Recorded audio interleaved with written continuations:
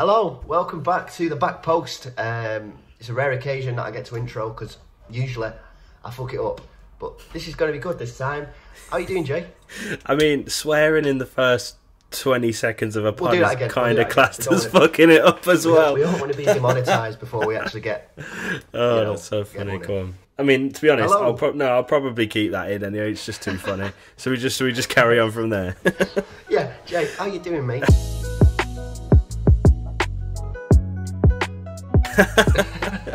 I'm good, thanks, mate. I'm really good, actually. Football is back, and it came back in a very dramatical way. It's been very exciting. It's been a really cool weekend, actually. And you know what? It's been the first weekend that I've actually stayed in all weekend for a very long time. So I've watched a lot of football, and I'm ready to talk about it. Ready to unravel it all. Yeah, it's obviously because of the Euros, it's not been that bad. I've not really missed football that much. It's not been a massive break, but the difference between international football and club football is totally different. I am buzzing. I was buzzing before our games even started, but I'm even more buzzing now. I mean, yeah, I can imagine with you, but yeah, I think the Euros, the excitement from the Euros, like the run that England went on it has carried through to this. So I was excited. Of course, it came crashing down, but I think the excitement's carried on, especially with fans being back, and we'll get into that with some of the games, but the fans being back and the crowds have just been brilliant. And I could have went to the Palace game, I just couldn't afford it, and I'm a bit gutted, to be fair, because it looked brilliant. Same boat here. Yeah, it's just I'm gonna have to get myself down to a game soon, because the atmospheres at the moment are just wicked, aren't they? Because it's the first time we've had full crowds and away fans as well. It's like their new breed of life has been brought into football, even though it's always happened. We've always had the fans in, because we've missed them for a year. It's like a new life now. It's amazing. It's real again. It's absolutely real again, and I've enjoyed it. And all the pundits have said the same stuff over and over again, but it's so true. Like it's alive again, and the fact that the away fans are back as well. So there's just that that banter, that scrapping between fans as well. I mean, shit, so your scrapping. Fans. Yeah, I was in a cafe, me in Manchester, and I saw loads of Leeds fans run past, and with chairs, lots of chairs were being thrown about. Yeah, that was. I saw the football's back, man. Football's back, man. Football is back. Yeah, well, listen, we are just filming right after the Tottenham City game, aren't we? So I think we're going to start with that, just because it's the most relevant, and it was quite a big story, to be fair, because of course you've got the Harry Kane saga, you've got Tottenham kind of don't know what's going to happen with them this season because of how much is new there. You've got Jack Grealish signing for 100 mil. There was loads of narratives going into this game, and then it ended not the way expected. It ended 1-0 to Tottenham, and before we get into talking about it, let's let Josh talk about it, because he's not here. We've not mentioned that yet. Josh ain't here, but he's going to have his little say about it now. So, hi Jay. Tottenham 1, Man City 0. And this is the first time that Yarrow's actually watched a game with me. So, what do you make of the game, Yarrow? What happened? It's very exciting. It was. Why? Yes. Why? Because a lot of the match was by the goals and not in the middle of the pitch. That's true. Any other points you'd like to make before I take over?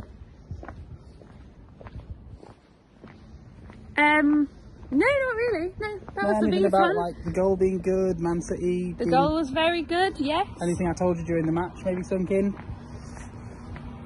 I made my own observations. Well, that's very fair. Let's move over to the light and let this car pass.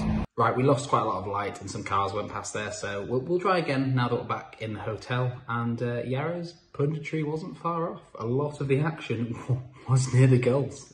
It was good.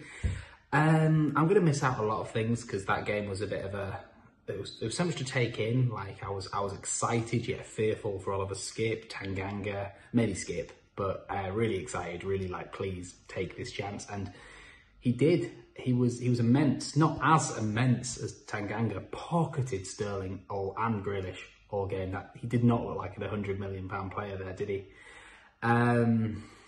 God.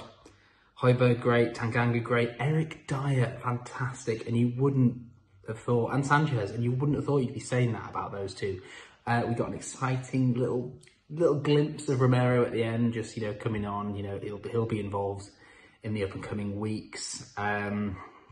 Son being the star of the show in terms of his goal, a wonder goal.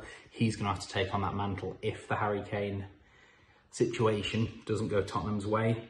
For me, man of the match though, Lucas Moura. Every time he got the ball, he was dangerous. He ran. He caused problems. He didn't get the goal or the assist, but he could have easily got something today. He was immense. Bergwijn with the assist as well. So really pleased for him. There's not really much more to say. Every single player deserved man of the match.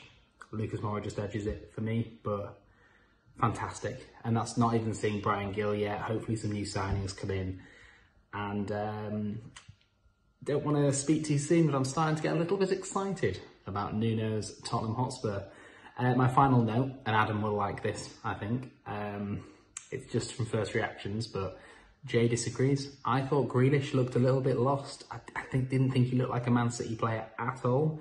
So my prediction is for an £100 million player, I think he will have a worse Man City career than Pogba has a United career. I think I said that the right way around. I've had a few beers. But yeah, you get the gist. Anyway, back to Jay and Adam, and I will see you next week. Cheers, guys. Come on, you Spurs. Cheers, Josh. I bet whatever you said there was really smug and great, and I'm happy that we're actually not there to witness it. This game was crazy, and I know you didn't see much of it, Adam. But City started out really strong, right? They spent the first 20 minutes on top of Tottenham, and it felt routine, it felt business as usual. It felt like, oh, okay, here we go then. It's the City are here, and they're here to just dominate. As much as they would dominate the first 20 minutes, they didn't have that killer finish. Obviously, they didn't score a goal. I'm not saying that. There was something missing. I mean, yeah, it's obvious what's missing, and we'll get into that later. But as much as they dominated, and as much as they did look like City, they lacked a little bit of something else. And I think, well, as the game progressed, it sort of unravelled itself. Yeah, absolutely. I think you bob on there, right? Like it echoed a little bit of us last season, really. Like just all this kind of pressure, all this kind of dominance, and all this kind of thingy. That's great analysis. All this kind of like momentum, and then it just crumbles into nothing. And Tottenham are quite good. We have to give them credit. They were quite good at stopping City as well. That Tanganga like Sterling and Grealish were attacking down the one side, both attacking down the left, and that, you know, the idea of that is quite exciting, and it's like, oh, okay, you know, that's what they're bringing into the table. But that Tanganga bodied them. He absolutely bodied them. Last week I didn't really slag Tottenham off. I just didn't really have much great to say about him, but I mean, I'm literally watching the highlights right now. That's why I keep looking down. They could have well. They missed a big one there at the end with Bergwijn. They could have went there. They did what they need to do. You know, they put the pressure on City. They absorbed their attacking premise and got the goal. And classic smash and grab, wasn't it? Really? Yeah, they did. They just did what they had to do. And to be fair to Tottenham, and to be fair to Nuno, you know, it's his first 90 minutes as a Tottenham manager. They knew exactly what they had to do. They knew they had to sit deep. It's not bad, is it? Beating the reigning champions and keeping a clean sheet at home. Mate, not bad at all. It's annoying almost. You know, they can take him. Yeah, I mean, shit. I mean, but yeah, I was gonna say this, and I actually texted Josh this. Like, I think they benefited without Kane today, because Kane is so much of Tottenham's everything. He is their pressing, their attacking, he's their assist maker. He's everything. He even puts in a defensive shift. He's everything. So without him today, players like Moura, especially Moura, Son of course is a class player, we know that. Højbjerg, you know, they all properly shown through today, and maybe they'll benefit without him. But that being said, and you kind of link to it, City needed a goal scorer today.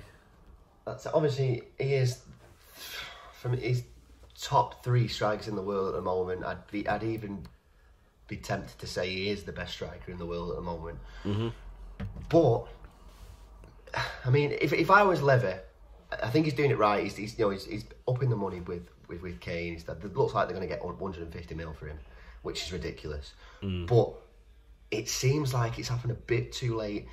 If I was, obviously I'm not in charge, and there's a reason why, but if that was me, I would have sold him as early on as possible to, you know, to get in 2-3 great players to you know, to replace him. And it seems like it's a bit too late now for them to find his replacement.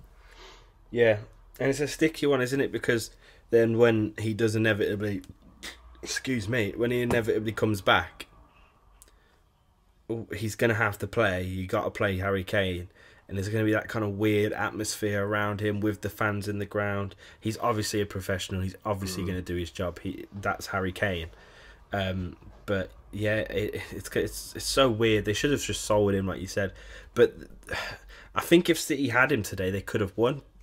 Because they would have won. Because that's what they were lacking. They were lacking that final push, that final goal, that final everything that Kane would have brought.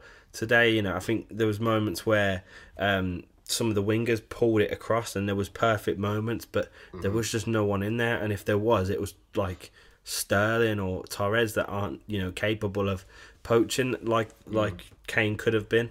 So it's so weird. It's one of those weird ones where like City just need him across the line, and they have so much talent. Well, I was looking at the bench today, and I think there's 7 players on the bench now, isn't there? Maybe 8. But I said to I've got a group chat as well. I said that their bench could beat half the teams in the Premier League. Like, yeah, they just could. There was De Bruyne, there was Bernardo Silva. Help me out here. Zinchenko, Jesus, Stones, Bernardo Silva. I don't know if you said him. It's crazy. I mean, they got beat today, but I'm still petrified of him. I really am. Especially if they do get Kane. I mean, it's great news for us too, having them 3 points down early on. But listen, we'll wrap it up here now. For the quickly, sorry, just on Grealish. Josh said he looked lost. Right, he texted me saying he looked lost, and I just, you know what? He was slow. No, I disagree. He was. It's City. The way City play and the way Pep plays, it's tiki taka. It's quick. It's fast. Grealish isn't that guy. Grealish takes the ball and he dribbles. Yeah, I was speaking about this today.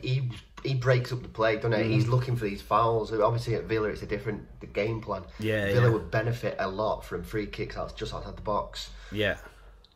City aren't like that. No. City want to play from front to back, no breaks, full force, and Grealish sort of looks like he was trying to, you know, like win his free kick and slow it down and bring it back, and it just didn't really. Yeah, it just didn't. It just didn't click today. It just didn't click today. Yeah, you're right. But I just think I think he played well. Still, he did take on a lot of players. He did manage to get past a fair few players, and I think he would have had an assist today if there was a proper striker in there. So yeah, I think people are obviously going to quickly jump on his back because he's £100 million and it's Grealish, this and that. But yeah, I still think we should be still scared of City. They had a terrible start to last season and they won it by 12 points. So let's not write them off. Getting shouted at here, that's why I'm texting, I'm typing. You're getting shouted at? Yeah. When are you going to be done? Love Island's on at 9, isn't Well, it? actually, we're just about to wrap it up. Well, that's good. We're wrapping up now. There we go.